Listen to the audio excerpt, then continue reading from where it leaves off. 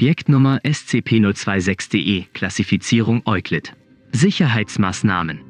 SCP-026-DE wird in einem 10×10×5 Meter großen Raum mit einem einzigen Klappstuhl isoliert. Dieser Raum muss schalldicht sein, um die Aktivierung seines anomalen Effekts zu verhindern, und wird von 4 Kameras bewacht, die in den oberen Ecken des Raumes angebracht sind. Jegliche Schäden am Raum müssen sofort einem Vorgesetzten gemeldet und mit ausschließlicher Hilfe von Mitgliedern des D-Klasse-Personals behoben werden.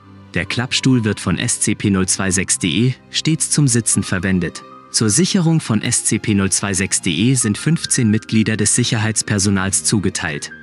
Bei einem Versuch des Ausbruchs von SCP-026-DE ist das zugeteilte Sicherheitspersonal angewiesen, das Feuer nach eigenem Ermessen zu eröffnen. Sollte dies nicht ausreichen, ist die MTF-Einheit DE-12U, Wegweiser, angewiesen, SCP-026-DE wieder in seinen dafür vorgesehenen Raum zurückzubringen. Interviews werden nur mit Hilfe von im Raum installierten Lautsprechern und Mikrofonen geführt, während der Interviewer sich in einem dafür vorgesehenen Vorraum mit Live-Kamera-Feeds befindet. Der Interviewer darf sich nicht im Raum mit SCP-026-DE befinden, da dies ein sehr hohes Risiko birgt, Interview 0261. Jedoch kann diese Sicherheitsmaßnahme mit der Erlaubnis von einem Mitglied des O4-Rates mit dem Zweck der Untersuchung und Erforschung von SCP-026-DE ausgesetzt werden.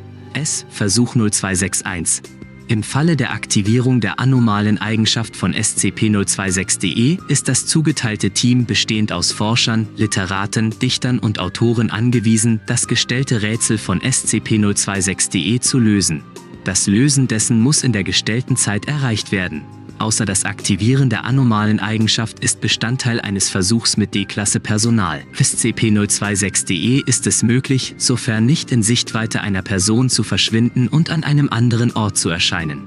Durch die im Raum installierten Kameras soll diese anomale Fähigkeit unterdrückt werden, indem Wachpersonal damit beauftragt wird, SCP-026 mit Hilfe der Kameras zu überwachen. Aufgrund von Dr. Grimms Theorie ist es allen Mitgliedern der Foundation mit einem hohen Dienstgrad strengstens verboten, mit SCP-026-DE Augenkontakt herzustellen und so die anomale Fähigkeit zu aktivieren. Vorfall. Beschreibung. SCP-026-DE ist ein 1,74 Meter großes, 52 Kilogramm schweres humanoides Wesen. SCP-026-DE besitzt außer Armen und Beinen ein Paar schwarzer Flügel, die aus Vogelfedern bestehen. Diese Flügel ragen aus dem oberen Teil des Rückens von SCP-026-DE heraus. SCP-026-DE kann diese frei bewegen. SCP-026-DE trägt einen Umhang aus schwarzem Samt und hat ein geschlechtsneutrales Gesicht. Nichtsdestotrotz beschreiben einige ihm zugeteilte Mitarbeiter, dass ihnen das Gesicht von SCP-026-DE weiblich vorkommt. SCP-026-DE jedoch besitzt die Stimme eines ausgewachsenen männlichen Erwachsenen. Die Hautfarbe von SCP-026-DE erscheint gräulich. Ein Ölgemälde wurde 1908 von erstellt.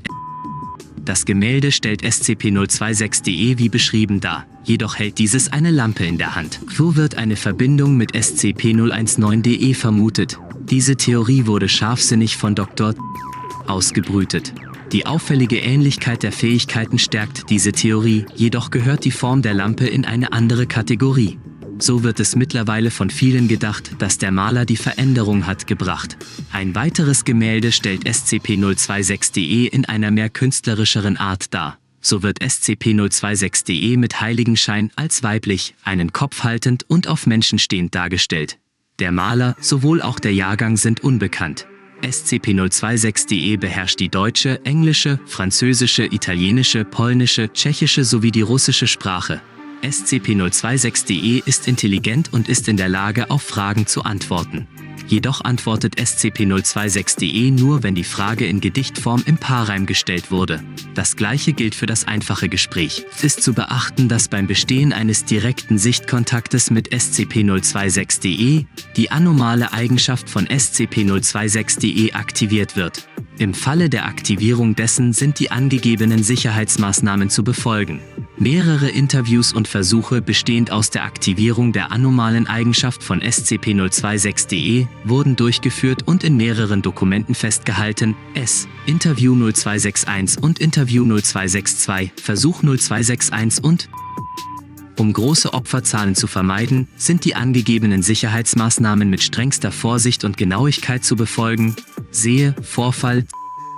Es gab bereits einen versuchten Ausbruch von SCP-026-DE aus seiner Zelle. Siehe Vorfall 026-DE. Der MTF-Einheit DE-12U. Wegweiser gelang es, mit Hilfe von Flammenwerfern und stark abgedunkelten Helmgläsern SCP-026-DE wieder in für diesen vorgesehenen Raum zurückzudrängen. Die Operation verlief ohne Verluste auf Seiten der MTF-Einheit. Die anomale Eigenschaft von SCP-026-DE wird bei direktem Augenkontakt mit SCP-026-DE ausgelöst und aktiviert. Infolge des Augenkontaktes stellt SCP-026-DE seinem Opfer, von nun an als SCP-026-DE-1 bezeichnet und identifiziert, ein Rätsel, das dieses lösen muss, und stellt diesem in Form eines Fingerzeichens eine Zeit von 5 Minuten zur Verfügung. Die Rätsel stellten sich als schwer lösbar dar. So wurde noch kein einziges der von SCP-026-DE gestellten Rätsel vom Personal des deutschen Zweiges der Foundation gelöst. Das Scheitern des Lösens des Rätsels in der von SCP-026-DE gestellten Zeit führt zum sofortigen Herzstillstand. Die Rätsel sind immer in der Reimrätselart gestellt und besitzen einen fortlaufenden Paarreim. Am Ende jedes Reimrätsels besteht eine Aufforderung zum Lösen des Rätsels, bei der die Eigenschaften des Paarreims ebenfalls vorhanden sind. Für bekannten Instanzen von SCP-026-DE-1 und die dazugehörigen Rätsel wurden festgehalten, siehe Tabelle SCP-026-DE-1 und Rätsel. Die einzelnen Instanzen von SCP-026-DE-1 werden mit SCP-026-DE-1, 1, 2, 3 durchnummeriert. Falls das Rätsel in der gestellten Zeit nicht gelöst wird und somit der Herzstillstand von SCP-026-DE-1 eintritt, flüstert SCP-026-DE den Satz: Des Reimes Tod hast du gefangen, so sollen dich die Engel empfangen, und senkt seinen Kopf zur Leiche von SCP-026-DE-1, was dem Trauern um einen Toten nahe kommt. Dies konnte mit Hilfe von Mikrofonen und Kameras vernommen werden. Entdeckung: Der deutsche Zweig der Foundation wurde auf SCP-026-DE aufmerksam, nachdem alle Bewohner des Dorfes zensiert an einem Herzstillstand starben. Sehe Vorfall, zensiert, Anführungszeichen runde Klammer. Gerüchte über eine Sichtung eines Totenengels traten auf. Allen Außenstehenden und Zeugen wurde ein Amnesikum der Klasse B verabreicht. Man fand SCP-026-DE in einem verlassenen Turm aus dem Mittelalter in der Nähe des Dorfes. SCP-026-DE wurde mit Hilfe von der MTF-Einheit DE-12N, Sehschwäche, eingedämmt. Tabelle SCP-026-DE-1 und Rätsel. Verfasst von Dr. Heiremann, die Rätsel wurden mit Hilfe von Video- und Audioaufnahmen festgehalten. SCP-026-DE-11 Dr. Das gestellte Rätsel. Ich bin sehr durstig, wisset das. Der Wein allein füllt nicht das Glas. Und doch ich hab viel Zuversicht, der Glaube tief, der Menschens Licht. Der Himmel grün, die Hölle weiß, des Stolzes alt, so wie ein Greis. Und sage ich, so kenn dich selbst, die Zeit, sie drückt, so zeig mir, wie du dich verhältst. SCP-026-DE-12, Agent. Das gestellte Rätsel. Es wüstet, kreiset und pulsiert, ein Armer weint, wenn er's verliert. Die Mädels freuen sich, tanzen froh, ihr Lied so schön und lichterloh. Doch schwing, die Jungen ein scharfes Schwert und sitzen hoch auf treuem Pferd. Doch führt zusammen die teure Sach, entsteht ein Fest, kein blöder Krach. So frag ich wieder, was bin ich? So lös es schnell, die Uhr wart nicht. SCP-026-DE-13, Agent. Das gestellte Rätsel. Ich bring Geschenke, paar zu viel, dann spiel ich noch ein kleines Spiel. So spiel mit mir. Die Worte reicht, ich zeige dir. Ne, Welt so seicht. Doch gib ein klein Geschenk zurück, und geb ich dir des Goldes Stück. Ich sag dir, die Antwort ist nicht weit, so suchet, bis eure Füße schreit. SCP-026-DE-14, D-Klasse Personalnummer. Das gestellte Rätsel. Ich wüsste alles, wenn ich's will, die Welt, sie dreht sich, sehr still.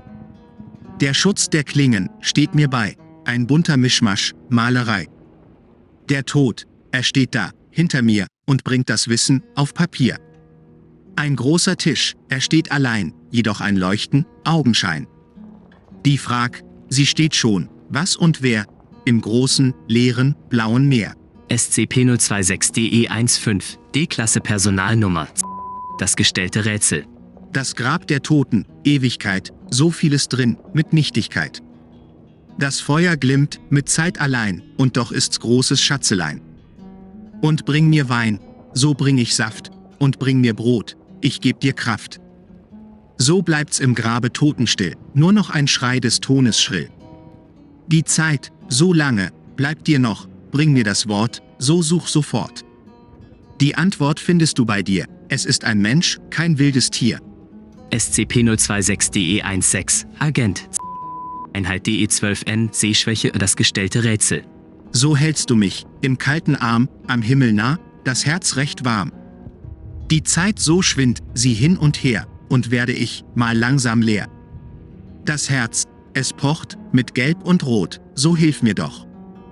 Ich klein in Not. Und frag ich dich, was war ich nun? Wenn du es löst, gehört dir Ruhm. Interview 0261 und Interview 0262. Interview 0261, Datum 12. April 2000. Interviewer Dr. Lockstart. Dr. betritt den Raum, Augenkontakt wird hergestellt. Dr. Hallo 026, wie fühlen Sie sich? SCP-026-DE. Nun denn, ein Gast, mal ein der Leut. Oh ja, so ist es, ein Grund der Freud. Was? Nein, ich wollte nicht. SCP-026-DE beginnt sein Rätsel vorzutragen. Nein, ich will nicht ein Rätsel lösen. Ich wollte, nein, lasst mich auf der Stelle hier raus. Intercom. Sie wissen ganz genau, dass wir das nicht können, Doktor. Bleiben Sie ruhig und versuchen Sie das Rätsel zu lösen. Wie bitte? Ich soll aber reden? Versuchen Sie es einfach. Nach einer Zeitspanne von 5 Minuten verstarb Dr. an einem Herzstillstand. Logende. Interview 0262, Datum 20. April 2000. Interviewer Dr. Logstart. Dr. befindet sich während dem Interview in einem Nebenzimmer mit einem Mikrofon und einem Bildschirm mit der Live-Übertragung des Geschehnisses im Raum von SCP-026-DE. Dr. Ich heiße willkommen den fremden Gast. Wie ist dein Name, wenn du's verraten magst? SCP-026-DE. Ich hab keinen Namen, und wer's, der Gast? Ich war schon da. Ihr seid die Last. Wir sind die Last, wie meinst du das? Ich bin ein Forscher, kein blöde Last. Du sprichst sehr seltsam, ist was los? Kein Wort der Schand, bloß kurios. Die Sprache ist schwierig. Nein, mir verdammt befällig sein. Versteh dich nicht, dein Sprach, zu schwer. Zeig mir dein Aug, ich sag dir mehr. Wir brechen das Interview ab. Das war's für heute, bis nächste Mal. Für heute genügt, ich hab kein Bei. Demnächst, nochmal, bis dann mein Freund. Ein Wort genügt, sollst du schön träumen. Logende. Versuch 0261. Datum 1. April 2000. Versuch durchgeführt von Dr.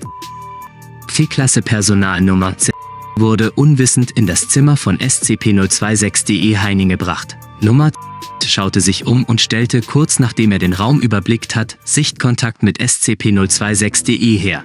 SCP-026-DE begrüßte Nummer ab jetzt als SCP-026-14 bezeichnet und identifiziert, zunächst in der üblichen Paarreimform und stellte SCP-026-DE1 ein Rätsel. Siehe Tabelle SCP-026-DE1 und Rätsel.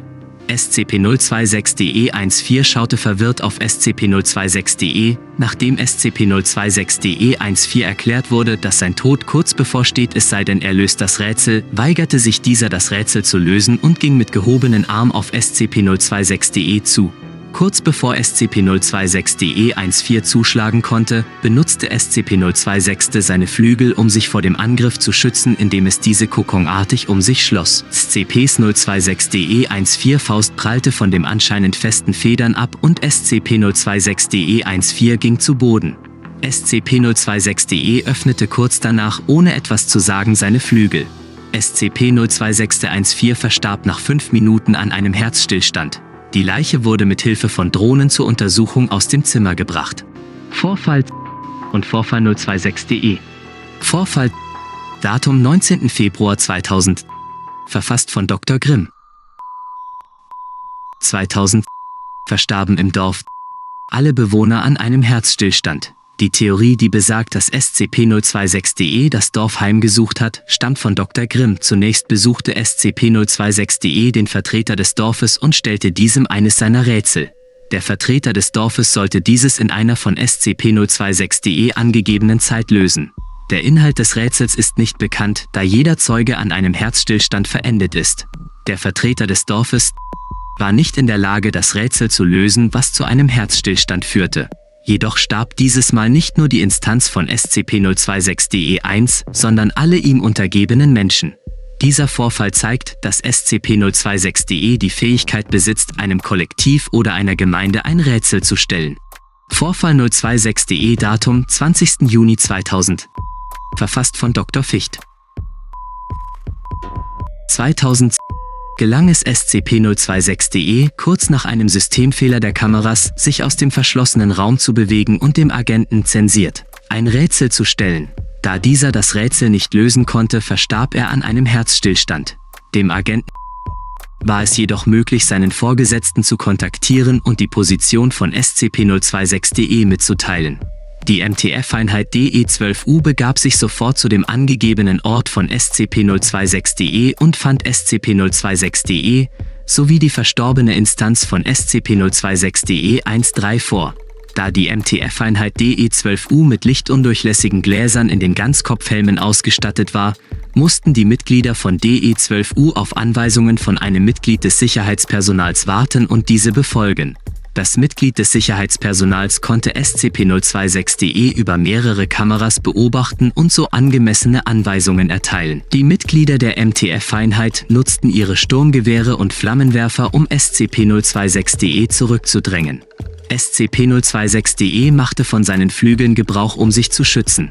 Sämtliche Projektile prallten an den Flügeln ab. Infolge des Ausbruches von SCP-026-DE wurde die Kamerasoftware überarbeitet, um einen weiteren Systemfehler zu vermeiden.